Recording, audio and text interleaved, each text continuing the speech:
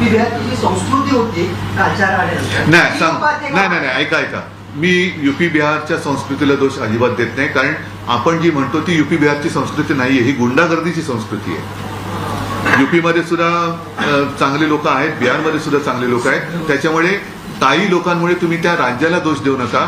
आज दुर्दैवाने आपल्या महाराष्ट्राचं जे चित्र निर्माण झालंय, उद्या बिहारमध्ये लोक म्हणतील की तुम्ही महाराष्ट्र करताय बिहारचा, मग काय कराल?